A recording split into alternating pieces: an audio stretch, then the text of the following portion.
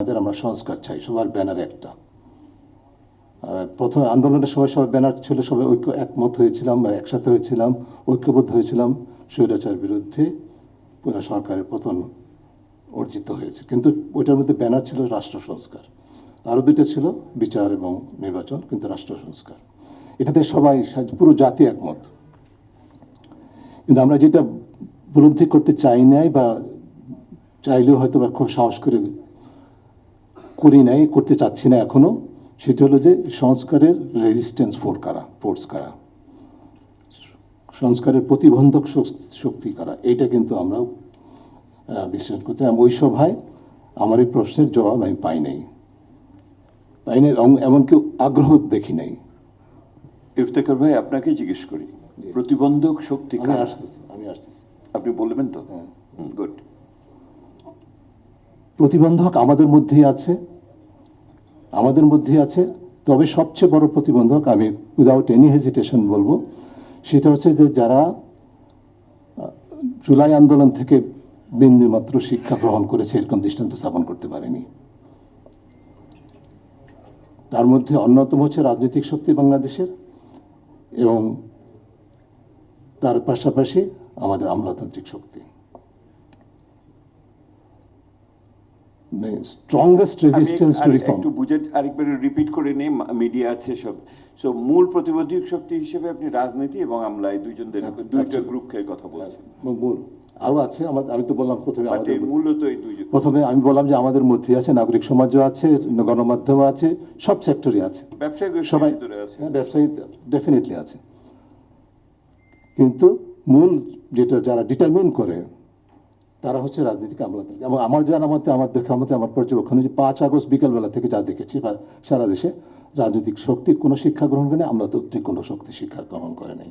আর এখনো concretely I am speaking in specific terms, সেটা হচ্ছে যে ইতিমধ্যে যে সংস্কার আমি বিভিন্ন ক্ষেত্রে হয়েছে, আমার থাকার সৌভাগ্য হয়েছে, আমি সৌভাগ্য অর্জন করে নিচ্ছি, আমাকে থাকতে দেওয়া হয়নি, আমি জোর করে আদায় করেছি, দরজা ভেঙে ঢুকেছি। যে অধ্যাদেশগুলো হয়েছে তার মধ্যে অন্ততপক্ষে আমি 10টা অধ্যাদেশের কথা বলতে পারি, যেগুলো প্রতিটা ক্ষেত্রে strong resistance came from the bureaucracy. Initially lack of commitment, lack of courage and determination to move on the part of some advisors, the relevant advisors. Subsequently, when they are convinced that there are cases, they decided, and then eventually they were prevailed by the bureaucracy.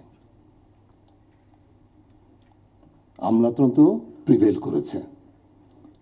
যে আমরা গতকালের আমাদের একটা statement, একটা ছোট্ট একটা আমার আসিফ শাহিন বলেছেন, জাতীয় মানবাধিকার কমিশন অবশ্য এই 4টা স্কোপের বাইরে, তারপর আমি দৃষ্টান্ত হিসেবে বলছি, জাতীয় মানবাধিকার কমিশন আইন অধ্যাদেশ যেটা হয়েছে একটা প্রক্রিয়া, মোটামুটি দীর্ঘ অংশগ্রহণমূলক হয়েছে, যেটা একটা ব্যতিক্রম। এই সরকার কিন্তু সেটা করতে ব্যর্থ হয়েছে। প্রায় প্রতিটা খসড়া অধ্যাদেশ করেছে, শেয়ার করতে চায় নাই। যখন চাপের মুখে ওয়েবসাইটে আপলোড করেছে, 8 দিন 10 দিন, বড় জোর 15 দিন রেখেছে। তারপরে সুপারিশ, পর্যালোচনা, সুপারিশ, হ্যাঁ ভালো, কিন্তু ফাইনালি কি গ্রহণ করা হয়েছে কি গ্রহণ করা নাই সেটা জানার সৌভাগ্য নাগরিক সমাজের ছিল না, অংশীদার ছিল না, মোটা দাগে স্বাভাবিকভাবে। জাতীয় মানবাধিকার কমিশনের কথা বলছি, এটার মধ্যে আন্তর্জাতিক সংস্থা একটা, জাতিসংঘ ইউএনডিপি ইনভলভ ছিল সম্ভবত, সেই কারণে একটা মোটামুটি দীর্ঘ প্রক্রিয়ায় কনসালটেশন হয়েছে। And believe me, in spite of many weaknesses in that ordinance, যেটা নভেম্বর মাসে 9 তারিখ গেজেট আকারে প্রকাশিত হয়েছিল, ন্যাশনাল কনসেনসাস কমিশন, যেই কমিশনগুলো 6টা কমিশনের প্রস্তাব নিয়ে কাজ হয়েছে, 6টা কমিশনের মধ্যে দুদক সংস্কার কমিশনের প্রস্তাবগুলোর বেশিরভাগ, প্রায় 100% মতো প্রস্তাব, প্রায় 100% রাজনৈতিক দল ঐক্যমত্য হয়েছে। বেটার নিউজ তো আমার জন্য আর হইতে পারে না। Now look at what has happened. আমাদের দুদক, বর্তমান দুদক যাদের বিরুদ্ধে এখন অনুসন্ধান তদন্ত করছে, তার মধ্যে দুদকের প্রাক্তন চেয়ারম্যানরা আছেন, সদস্যরা আছেন। কেন করছেন সেটা? তাদের বিরুদ্ধে দুর্নীতির অভিযোগ থাকতে পারে, তাদের অদক্ষতা বিষয়টা থাকতে পারে, তারা তাদের ম্যান্ডেটের প্রস্তাব বাস্তবায়ন করতে ব্যর্থ হয়েছিল থাকতে পারে।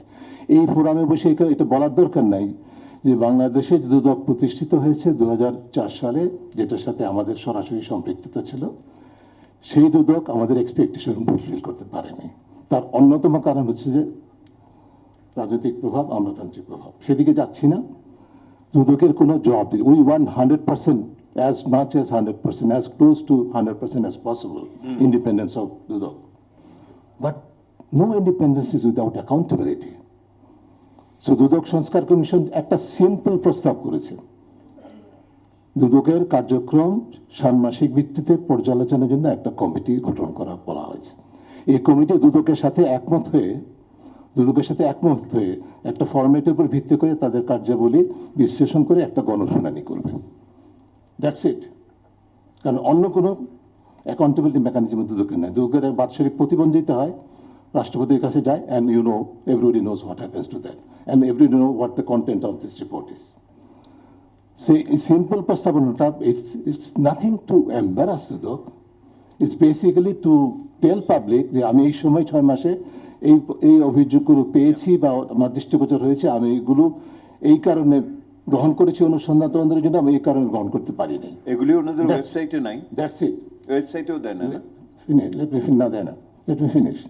এই প্রস্তাবটা হচ্ছে যে আমাদের, I think, one of the most strategically important proposal to make Dudak accountable to the people.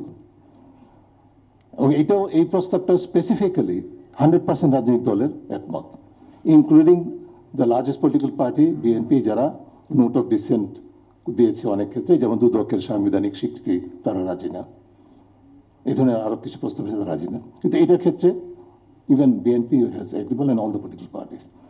Now my interim government headed by the civil society, তারা এই কমিশনটা গঠন করেছে। তারা এই কমিশনের প্রস্তাবনা এবং সকল রাজনৈতিক দলের প্রস্তাবনাকে, যেখানে একমত আছে, সম্মতি আছে, সেইখানে এই বাছাই কমিটি শব্দটা বাদ দিয়ে দিয়েছে। শুধু তাই না, let me finish and then I stop it. স্টোরিটা ফিনিশ করছি। যখন বাদ দেওয়া হয়েছে, we came to know and started to reach out, যারা এটার architect. I was successful to have a meeting in which the relevant advisor, the highest level bureaucrats of the regime, representative of the Anti-Corruption Commission were there. On this point, there were a number of other points, but on this point, we had a long discussion, and luckily, I thought luckily, I was able to persuade them, yes, this will be done. And this was minuted at that meeting. It was held on 19th of November. এখনো না, এটা absolutely 100% confirm that again that has been eliminated, removed. এবং এটা নিয়ে আমরা হইচই করব, সেই কারণে এখন পর্যন্ত এই অধ্যাদেশটা প্রকাশ গ্যাজেট হয় নাই।